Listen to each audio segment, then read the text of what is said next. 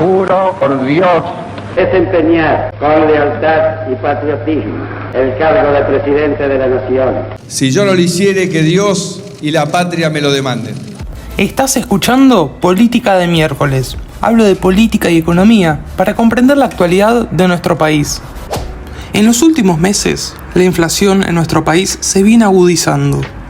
En el último mes de mandato de Mauricio Macri, antes de la terrorífica elección de agosto del 2019, precisamente en julio de aquel año, la inflación fue del 2.2%.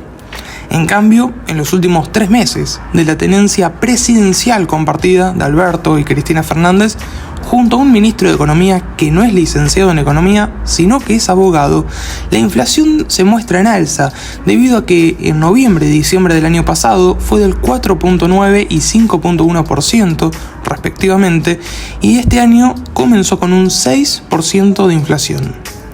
Sin embargo, este fenómeno monetario no proviene de hace unos semestres atrás y tampoco es culpa del buen o mal desempeño del gobierno de Macri, como sí dicen en el Frente de Todos.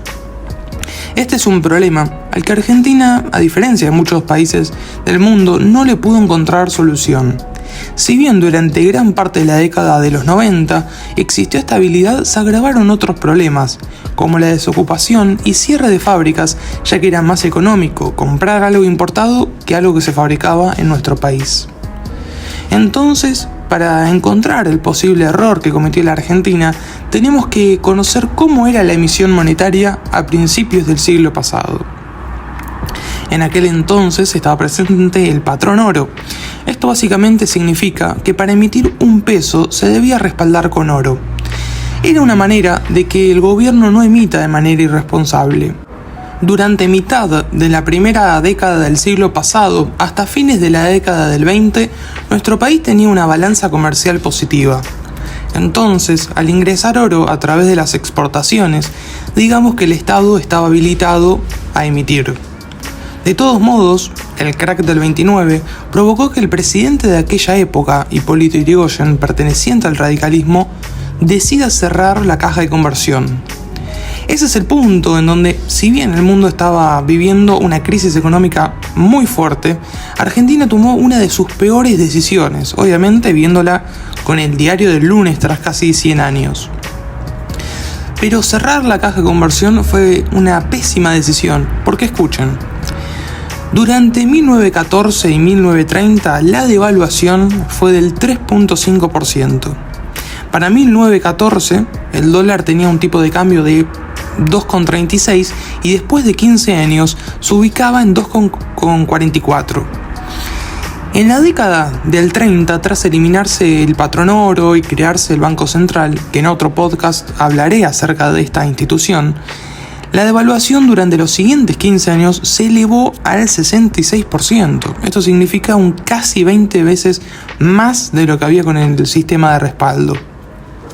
Sin embargo, en los primeros años de Perón, este fenómeno monetario no mermó.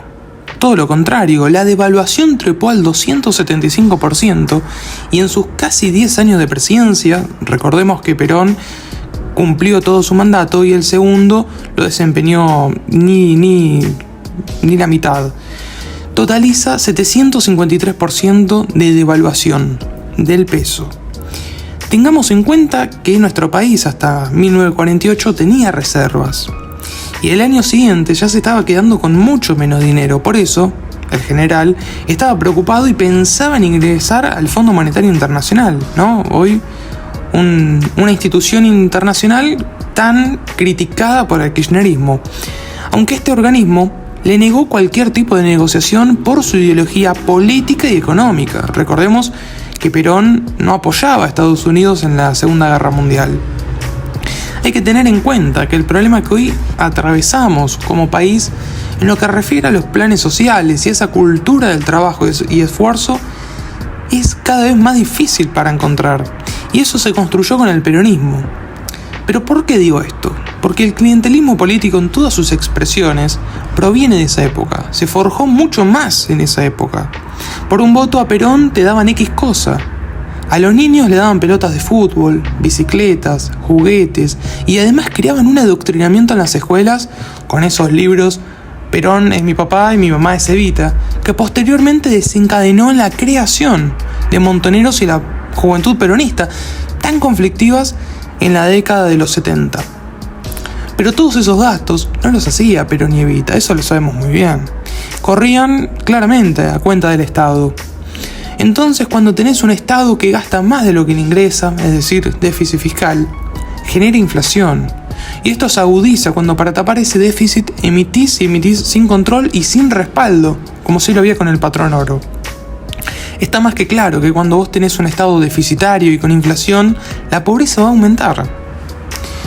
Tras el golpe militar del 55, la proscripción al peronismo y un nuevo gobierno radical como el de Arturo Frondizi, que parecía que le iba a traer desarrollo, impulso y estabilidad económica al país, no pudo llevarse al 100%, debido a que entre Frondizi y los militares existían conflictos constantemente. Por eso, en marzo del 62 fue destituido y en su lugar quedó José María Guido, otro radical. De todos modos, sobre la presidencia de Frondizi e Ilia, junto a lo que fue el gobierno de facto de Juan Carlos Onganía y todos los problemas sociales que hubo en esa época, son temas que los estaré abordando en otro podcast. Pero pasan presidentes, pasan semestres, pasa nuestra vida, y la Argentina aún no encontró la receta para terminar con un fenómeno que otros países lograron extinguir. Nosotros nos estaremos escuchando en el siguiente podcast, como todos los miércoles a las 19 horas. Este fue un podcast exclusivo de Política de Miércoles. Sí, como todos los miércoles a las 19. Este es nuestro país y juntos lo vamos a sacar adelante. ¡Vamos, Argentina!